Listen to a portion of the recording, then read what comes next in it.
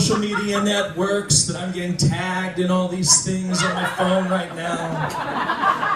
Your Facebook, your Twitter, your Instagram. Because if you're not checked in, you're not really here. And if you're not really here, well, then you're not getting credit for being here. If you're not getting credit for being here, well, then this is going to be the biggest waste of time you ever thought possible. I mean, why do we even bother talking to anyone face-to-face anymore at all? I mean, when you can just write one small, lazy social media post, and we expect the world to know everything. I do it. I had somebody tell me this week, well, I didn't know you were going to be doing stand-up. I said, well, I posted it. She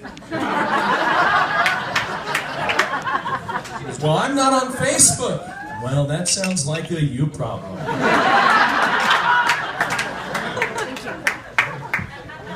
Now, my problem is actually more with the commenters. Yeah, these wise guys, everything they write and say they think is the wittiest and funniest thing there's ever been written. Ultimately, they might as well just end everything they say with, "You're welcome."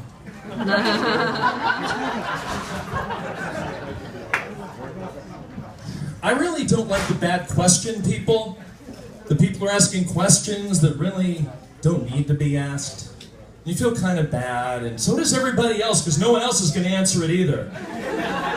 It just sits there, you know, hey, everybody, come out to the Comedy Palace on Claremont Mesa Saturday and have some drinks and have some laughs with us. Somebody writes, is that the comedy club in Kearny Mesa?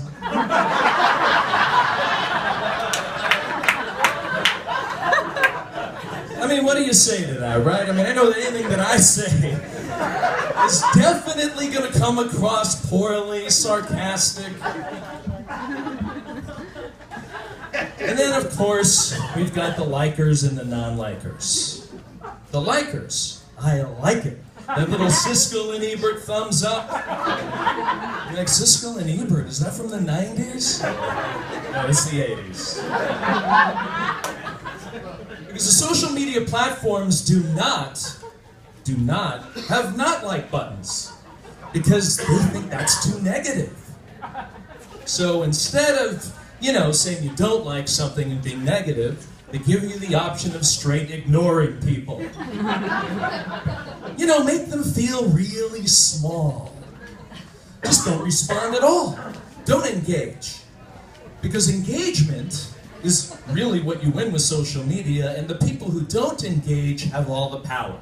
You may think that you're liking all everything that your friends are doing and you're supporting them, but if you have 1,000 friends and only 30 people like something,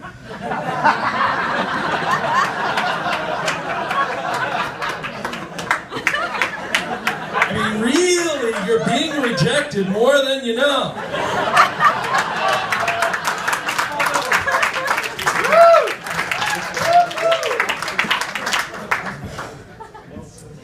Now, there's those of you who aren't on Facebook because you think you're too good, aren't you? I know you people out there. You're like, I don't need to be on social media because I have real relationships. Really? Because when we're all out at dinner, you're ignoring us the way we're ignoring you, all of us on our phones. And you're still scrolling and wiping away like you're batting away flies. Or you work valet at George's in La Jolla and you're waving away a Datsun. Move along. Because it's about judgment, really, right? Because we like judging people. We just don't like to be judged. Anybody tells us, oh, you know, don't judge me, I'm not judging you. Oh my gosh, you judger. Who do you think you are judging me? I mean, we like judging so much, we'll call it other things. Like people watching. Because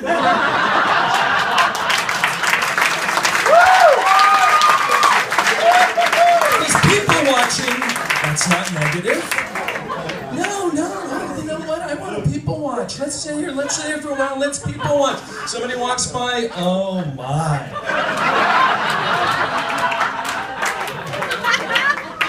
It's too short, too small, too bunchy, too busy, too inappropriate.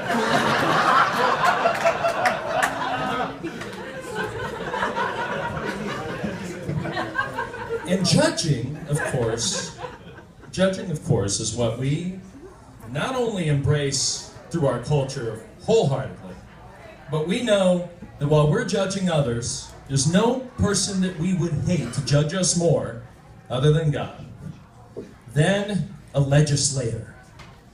Because we the people can judge them, but do not judge me. Who do you think you are? Now, there was a Montana congressman who wanted to outlaw yoga pants. Yoga pants? Because yoga pants are clearly the problem with society. I don't know about you, but I go into a yoga class. I mean, I don't think that yoga pants are the problem, but I don't think everybody should wear them, like me, for example. But you go into a yoga class, and there's someone in front of you. It's usually not the person in yoga pants that's the problem. It's the guy in the shorty short shorts. And he's wearing something that is legal, a wife beater. And he's free protruding, and you're trying to do your downward facing dog, and you're like, that's actually what the position's called, Frankie, and you're like,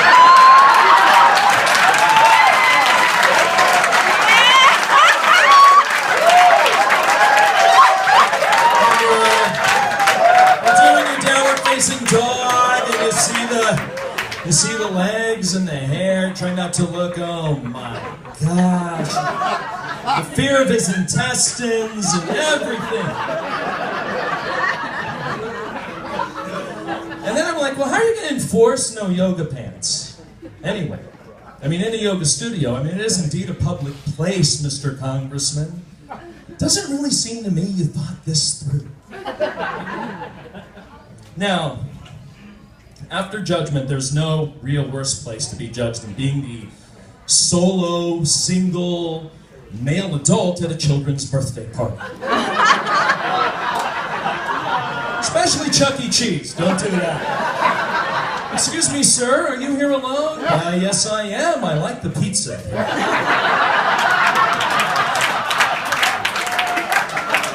Pizza, the salad bar. What an extensive salad bar you've got. And the one-year-old birthday party for a one-year-old. Can we agree that the one-year-old has no idea what the hell is going on? That this is really the parents congratulating themselves that they haven't accidentally killed their child. Well, we just never left him unattended in the bathtub. We never left him, forgot about him in the car in the back with the windows up, so let's throw a party.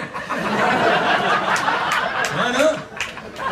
There used to be a time when I went to birthday parties, and they were filled with, like, body shots, whiskey shots, waitresses waving sparklers through the crowd. Through the years, it's now evolved to babies, bottles, and pregnant women. Some of them married, some of them not. But the unmarried ones that are pregnant, I don't judge. So the one-year-old's parents, they decide they're going to invite some other friends of theirs, and of course there are other young parents. And there's no bigger difference in two human beings than a young mother and a young father. The young mother can do everything.